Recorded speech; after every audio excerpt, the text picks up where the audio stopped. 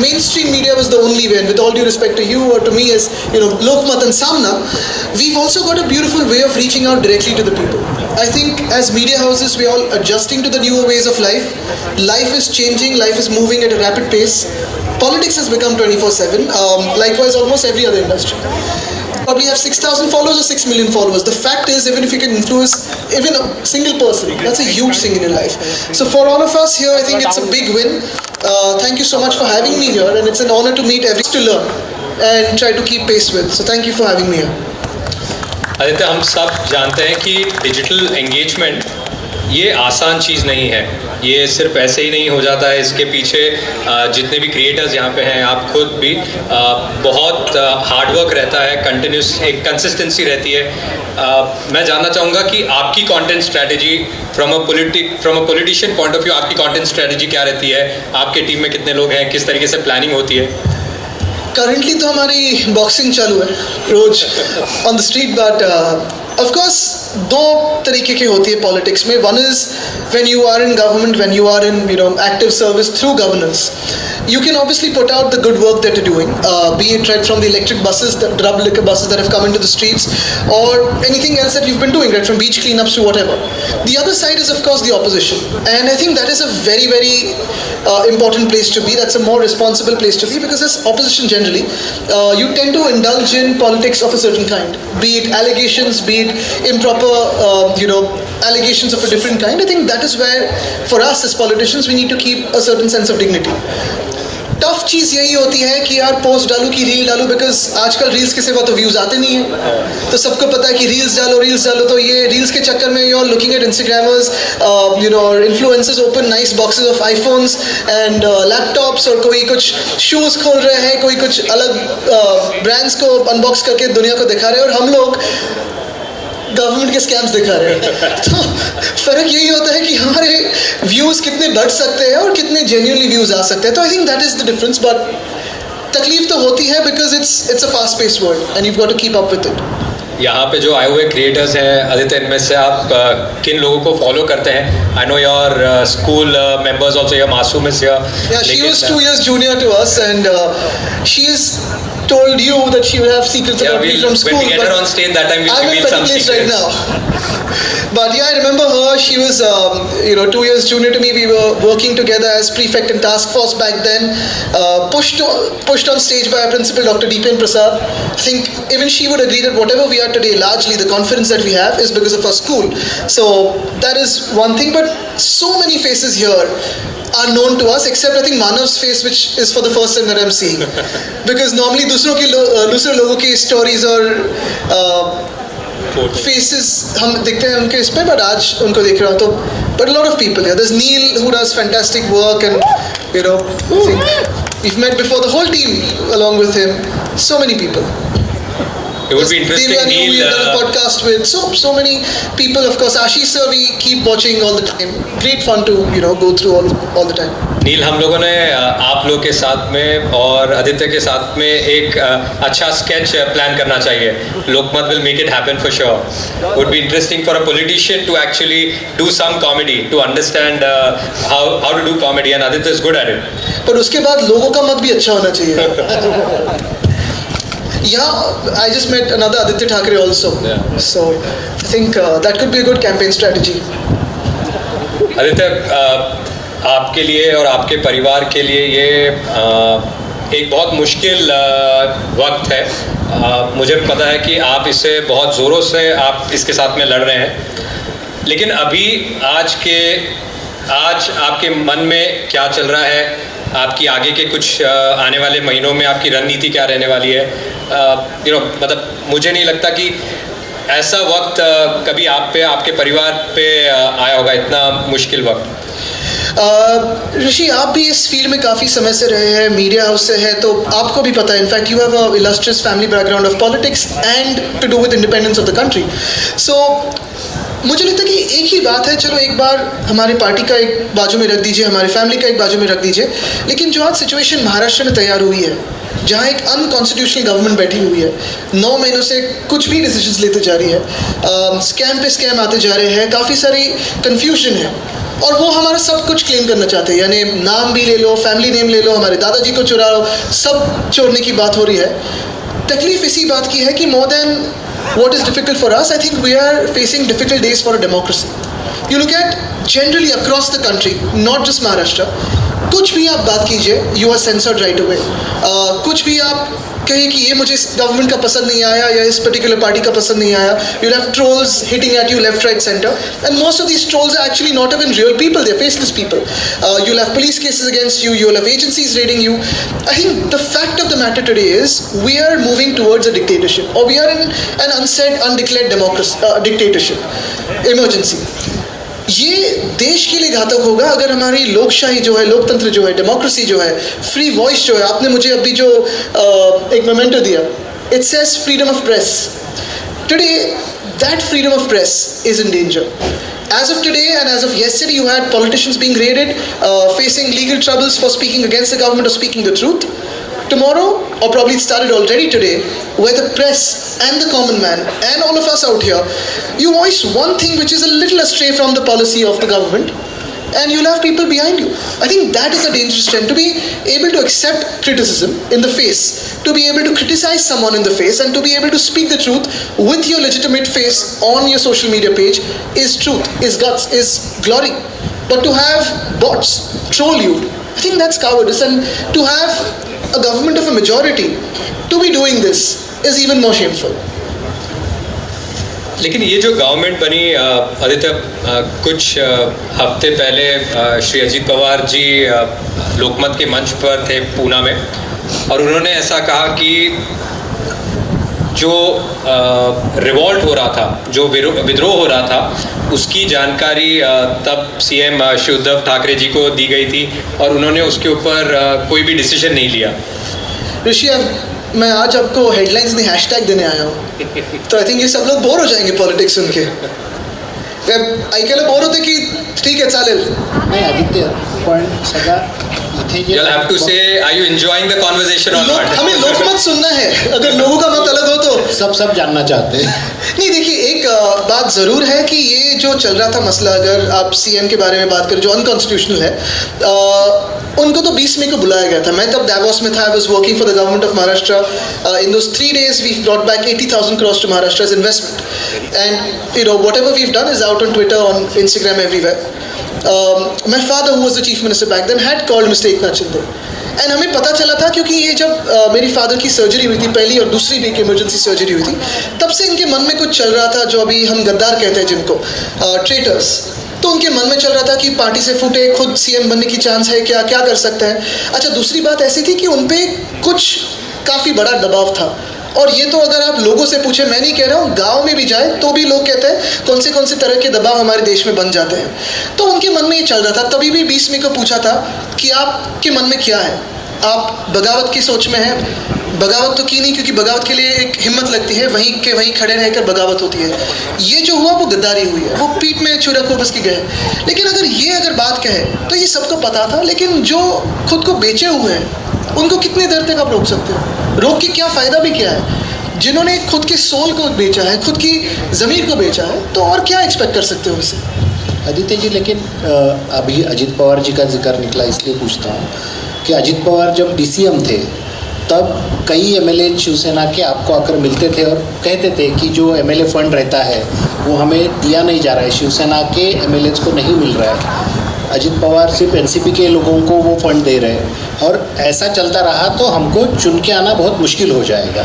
ये हर कोई एमएलए शिवसेना का बोलता था, और ये भी बोलते थे कि हम उद्धव जी को बता रहे हैं, आदित्य जी को बता रहे हैं, लेकिन इसके ऊपर कुछ नहीं हो रहा है. क्या सच था? अतुल जी, देखिए ये बात अगर आप देखें तो एक नैरेटिव बिल्डिंग की जो होती है, इनफैक्ट जो पहला अधिवेशन हुआ, यहाँ सेशन हुआ, वहाँ तो अजीत पवार साहब ने पूरे फंड की एक हिस्ट्री पढ़ के दिखाई.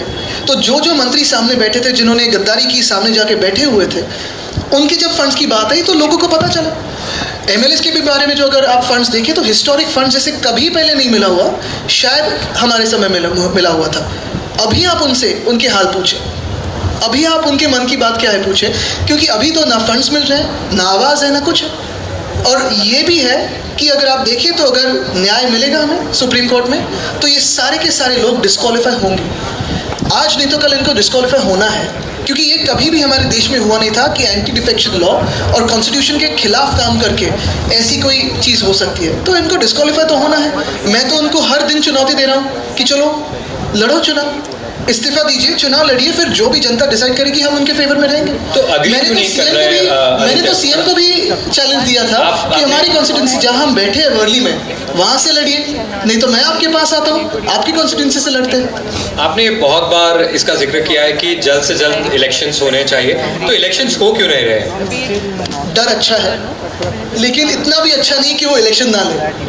देखिए, वो जो है, जो उनके मित्र पक्ष है और ये जो गद्दार गैंग है, वो चलती है काफ़ी सारे सर्वेस पे, और आपको भी पता है, मुझे भी पता है, ये पूरी दुनिया में पता है कि उनके जो सर्वेस बता रहे हैं कि जो उन्होंने ये सारी गद्दारी की वो किसी को भी पसंद नहीं आया। जिस व्यक्ति ने आपको बनाया है, जिस व्यक्ति ने सब कुछ दिया, टिकट से लेके मंत्री पद दिया, उसी के पीठ में ऐसे वार करके निकल जाना। हाँ, आप कहिए सॉरी आपसे जमती नहीं है, हम पार्टी बदल रहे, इस्तीफा दीजिए, चुनाव लड़िए, जहाँ जाना चाहिए, लेकिन ये जो एक बिहेवियर है वो गलत था। और आज भी मैं कहता हूँ कि बीएमसी के चुनाव 1 साल से ज़्यादा हुए नहीं है। मुंबई हो, पुणे हो, कोल्हापुर हो, सोलापुर हो, नागपुर हो, नासिक हो, अन्य सारे जगह पे भी चुनाव अभी तक हुए नहीं है। खुद 40 जो लोग हैं वो चुनाव को सामने जाने के लिए तैयार नहीं है। तो ये कौन सी बात और ये कौन सी डेमोक्रेसी? हमने अगर आप देखें तो हर जगह कुछ प्लास्टर किया गया है तो मदर ऑफ डेमोक्रेसी, और इस डेमोक्रेसी में अगर आप कॉन्स्टिट्यूशन को बाहर रखें, इस डेमोक्रेसी में अगर आप चुनाव के लिए डर रहे हो, तो ये कौन सी डेमोक्रेसी बनी?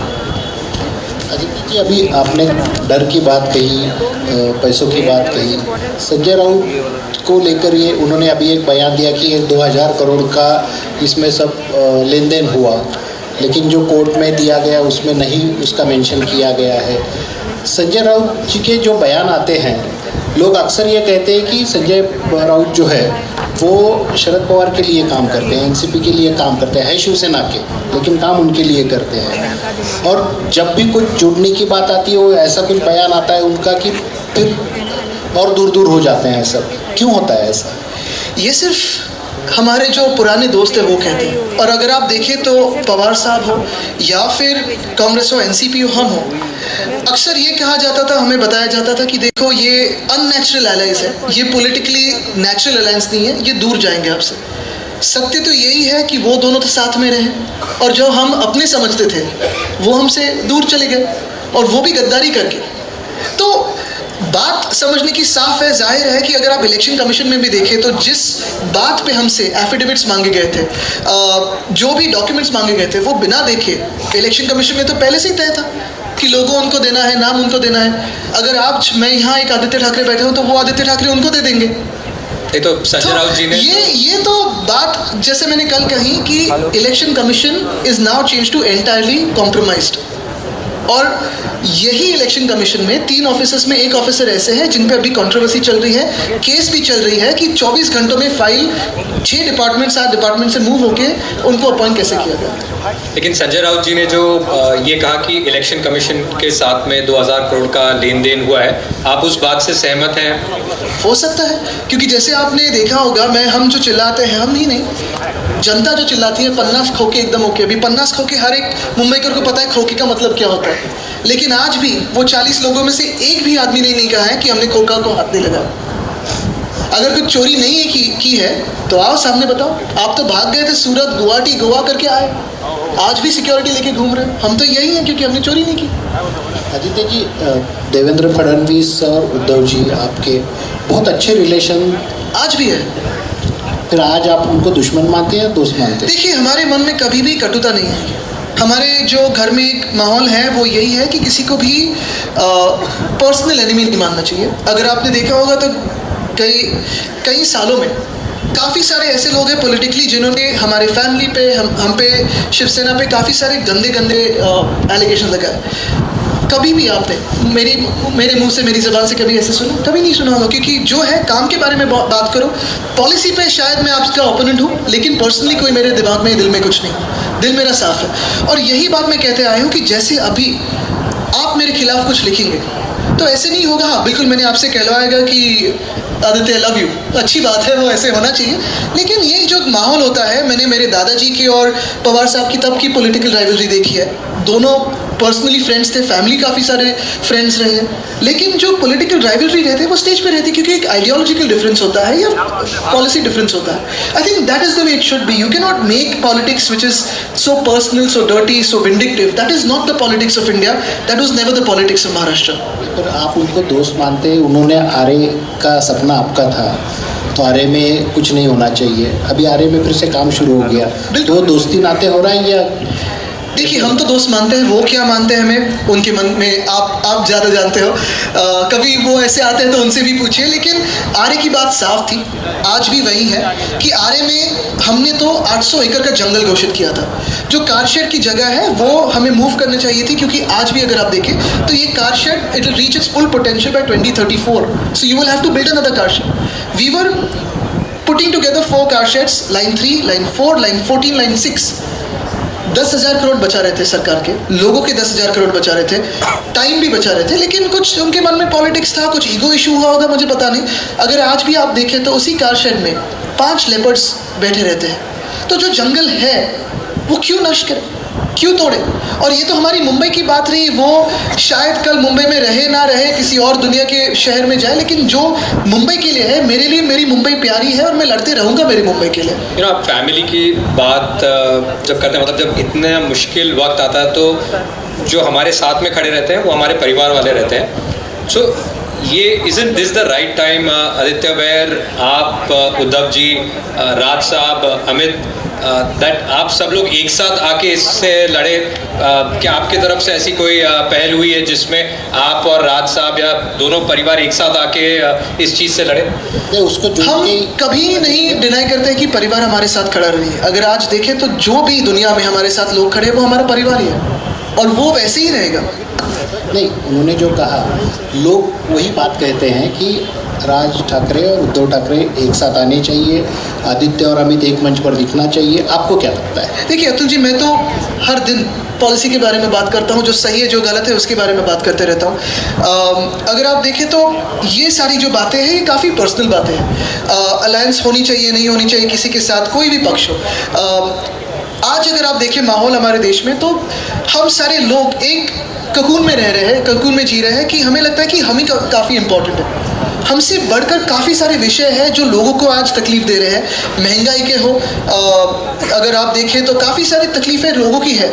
ये तकलीफ़ें जो है, अलायंस हो ना हो, परिवार आए ना आए, हम सारे पॉलिटिकल पार्टीज जो 50 साल पहले हुआ, 20 साल पहले हुआ, उसी पे झगड़ रहे हैं. कोई भी फ्यूचर के लिए झगड़ रहा ही नहीं है. कोई भी आज कह रहा नहीं है कि इलेक्ट्रिक बसेस आने चाहिए कि नहीं आनी चाहिए, रिन्यूएबल एनर्जी होनी चाहिए कि नहीं होनी चाहिए, हाईवेज बनने चाहिए तो मुंबई जैसे बनने चाहिए कि जोशीमठ जैसे बनने चाहिए.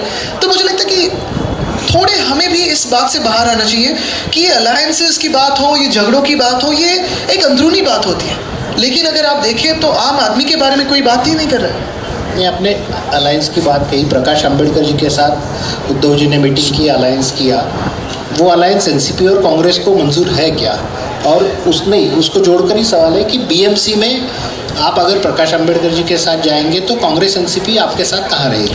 अगर मगर की बातों में मुझे लगता नहीं जाना चाहिए. लेकिन एक ही बात साफ है, महाविकास आघाड़ी, फिर हम हैं, राष्ट्रवादी कांग्रेस है, हम तो साथ में हैं. हर एक के दोस्त होते हैं तो साथ में लेकर जाएंगे, जो साथ में आएगा उसको आगे लेके जाएंगे. ना लाइटर नोट, जो हमें प्यार से मिला हम उसी के हो लिए.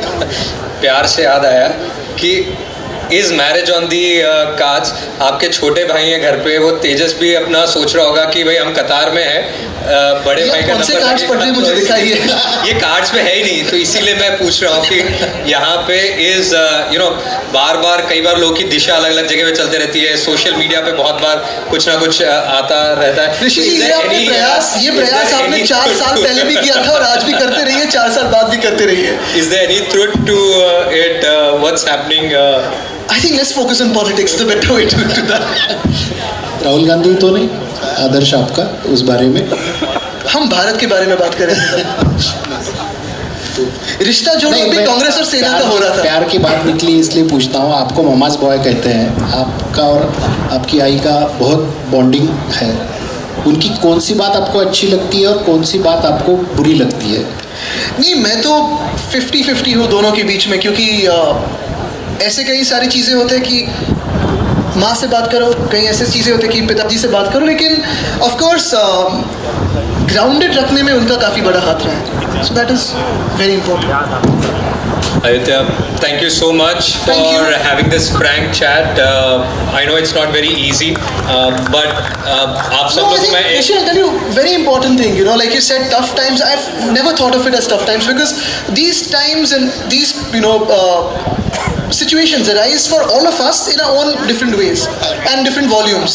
No, I was, I think we just have to keep you know, fighting the tougher times. The question that you asked me. for everyone sitting here, I have to tell you a quality of Aditya. It's not very easy to meet the press and do a press conference. I cannot think of a lot of people, majority of the people will avoid press conferences. One-on-one interview is fine. But the day the counting in the house was going to happen, I remember Aditya walking into the Vidhan Bhavan और वहाँ पे आते time 10-15 सारे reporters वहाँ पे थे और वहाँ खड़े खड़े उन्होंने प्रेस कॉन्फ्रेंस दिया था. और प्रेस कॉन्फ्रेंस में ऐसा होता है कि आपको एग्रीकल्चर से लेके इंडस्ट्री पे, इंफ्रास्ट्रक्चर पे, पॉलिटिक्स पे कई अलग अलग सवाल उस वक्त पे पूछे जाते हैं.